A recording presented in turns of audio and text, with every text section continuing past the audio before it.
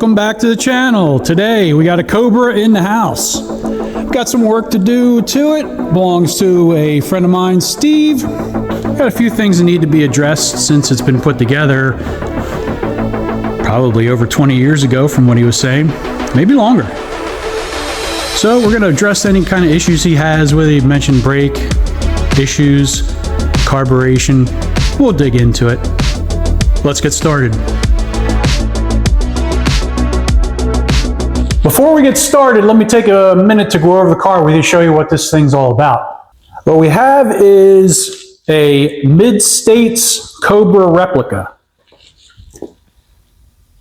This was built by the owner of the car. He built it over several long years. It was a process while his kids were young. You know, as we all do, we take a while to build a car. Just because you build it when you have the money. And it's kind of what he did. Built the chassis first, then as time went on, got the body prepped and got that painted. And while he was building the car, the easiest thing for him to do was do a Cleveland in it. So he's got a 351 Cleveland. He's got a 4-speed top loader in it. It's a nice combination. He's had some running issues with the car. I have a feeling it could be timing, carburation, not quite sure. He has a feeling possibly it sucked an intake gasket. He's having an oil fouling issue on the number 5, or actually that is the number 1 up there. And generally just running rich. So basically I'm going to probably end up just pulling the carb. I'm going to pull the intake to investigate to see if there is in fact an oil sucking problem through the intake into the head, into the combustion chamber, causing this plug to foul out. Also, if you look over there, he's having brake issues. The only problem I can see is that the lines are right now above the master cylinder. That can present a problem getting air locked into those lines. So we're going to take a look at that. He complained of a spongy pedal. That could be the culprit right there. Could be air trapped in those lines. We'll see. Now that I have the fenders protected from me climbing over them, I'm going to have to do a lot of leaning over this car. I'm a tall guy. It's a low car. First thing I'm going to do, I'm going to pull the carb, the intake off, and let's see what's going on underneath.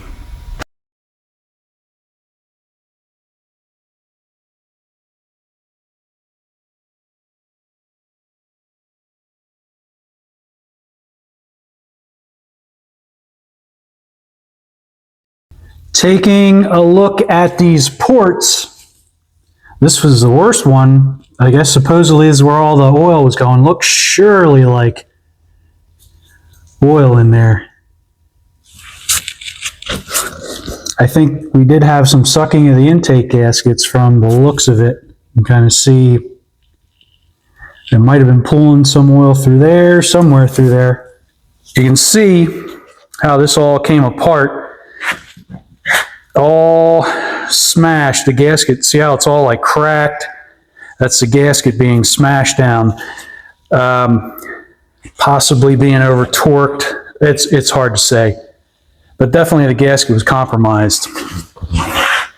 And you can see on this side as well. Now, an interesting thing to note, a common cause of that is not using the end cork seals. I'm a strong believer in using those. You got to take up the gap with something. It helps keep the intake sitting up on the engine and lined up with the ports where it should be. That way when you tighten down the bolts, you're not putting extra pressure on the bottom of the gasket. I did a whole video on this. I'll post a picture of the thumbnail, and maybe you might want to go back and I explain what the problem is if you don't use the cork seals. Before I install the new gasket, I'm going to work on fitment. I want to see exactly how much cork I need to keep the intake from dropping too low on the heads, and I want to make sure it doesn't get too much clamping force on these gaskets so that they don't get compromised like these did.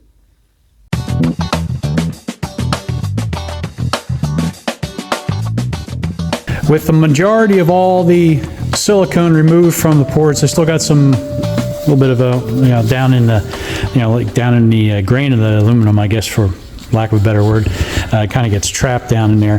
What I'm gonna do, this intake was powder coated. Looks beautiful, nice and smooth and shiny. But the problem also can occur that the surface is too smooth and it doesn't allow the gasket a chance to bite into the metal. That could be why I saw the movement of the gasket and why it distorted as well. So I'm gonna sand both surfaces by hand with some, say, 80 grit, 60 grit or something like that, just to kind of rough up this surface on both sides so the gasket has something to bite into as I torque it down and replace the intake. All the sanding's finished, got the intake roughed up. I didn't video that, thought that'd be a pretty boring thing to see, so I didn't. And next step is a good hot wash, good sudsy hot water to clean any of the oils off, scrub it down real good, get dirt off the front of the or the top of the intake, and also to wash out the intake ports, get any of the debris that might have fallen down in there while I was cleaning it out. With the intake clean, it's ready to install.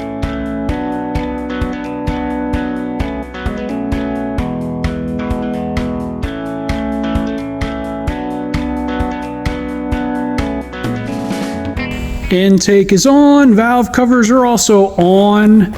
While I had the valve covers off, I wanted to adjust the valves. They were a little out. It's a hydraulic lifter engine. They were set at 0 lash, and some of the push rods you can spin while they were, off the camshaft, the lifter was off, there was no tension on them. So I took them all down 1/4 turn on both sides, so I think that should do it. They should all be right on the money now. Next step is I got to put that other carburetor on, but the fuel line that was here was set up for a double pump, dual feed, and the carburetor that's going on will be a vacuum secondary without the rear metering block. So I'm going to have to shorten the fuel line coming in and put that on the carb. My friend Steve had said something about the clutch pedal being weird. He was worried about the bracket being a little too flimsy and flexing as he pushed the pedal in and out. It's a hydraulic system, so there's a lot of pressure there. I understand that. So what I'm doing here is pulling off the bracket, and then I'm going to weld a gusset onto it to give it better support. Hopefully that will fix any problems he may be having. The gusset is fabricated, and now it's time to weld it in.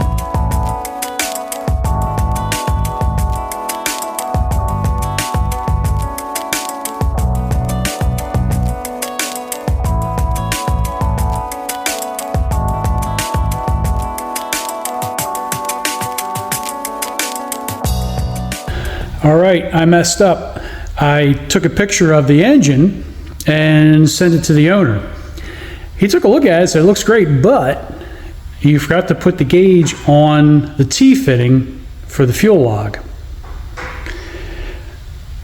I didn't even realize there was a port there.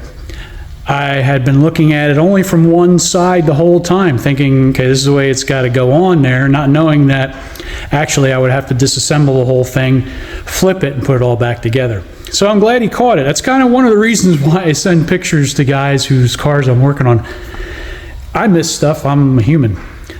Another set of eyes always helps to kind of look over any potential problems that might crop up.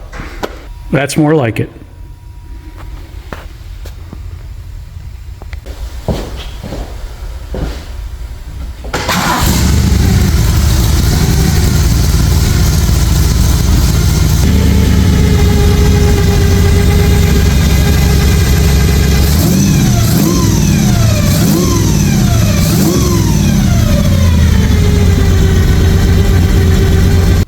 My friend Steve, the owner of this car, he had mentioned that the car was really riding rough and stiff. Not unusual for these cars, they're very light, so spring rates really need to be spot on in order for the car to have a decent ride. The rear coilovers, again, it's all coilovers all the way around. The rear coilovers looked like they were in proper adjustment. I gave it a bounce test and the car bounced nice, moved nice, no issues. It seemed like it should. When I got to the front, I gave it a bounce and it didn't even budge. Put it up in the air and I could see that the coilovers were really compressed up with the adjuster. And when I put the car down on the ground, the coils compressed to maybe having a 1/4 inch in between them. So I know the spring rate's not right. What I'm gonna do now is I'm gonna put it on scales. We're gonna weigh this car, see what it weighs, all the corner weights, especially in the front, and then try to calculate a proper spring rate for this thing.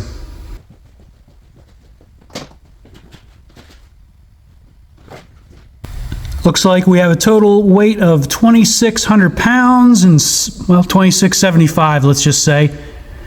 So let's check the front weights. Front total weight is 1,282.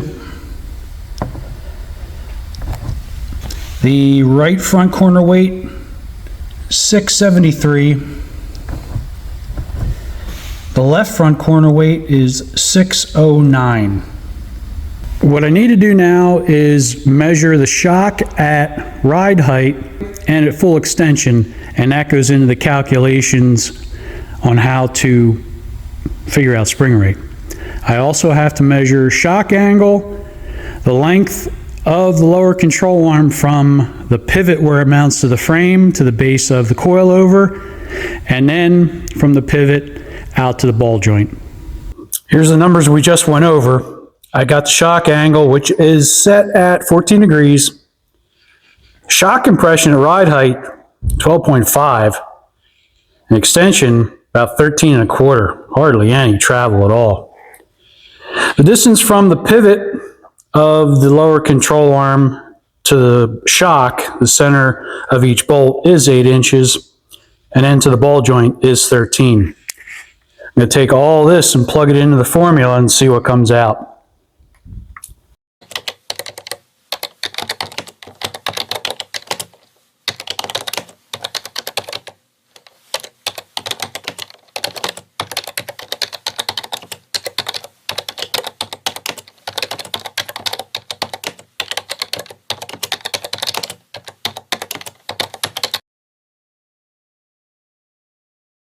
What? Interesting, this is not what I thought it was. It's not a coilover, it's a shock, a Carrera, with a coilover adapter installed on it. So, I'm going to have to look a little deeper at this thing because you probably noticed my spring rate calculator was not coming out right at all. After a conference call with the owner, here's what I'm going to do for now. These shocks are too short for this car. It's crazy, but they're probably, the shocks could stand another probably 1.5 inches, maybe 2 inches of travel. We're not going to do that. Basically, we're going to leave it as it is. I'm not going to re-engineer everything. The shocks were set on the stiffest setting. I loosened them up. They're on the softest setting. We're going to see how it rides and go from there. You know, if we have to put longer shocks on in the future, we'll see. Different springs, but for now, it's going to stay as it is, just going to adjust the shocks.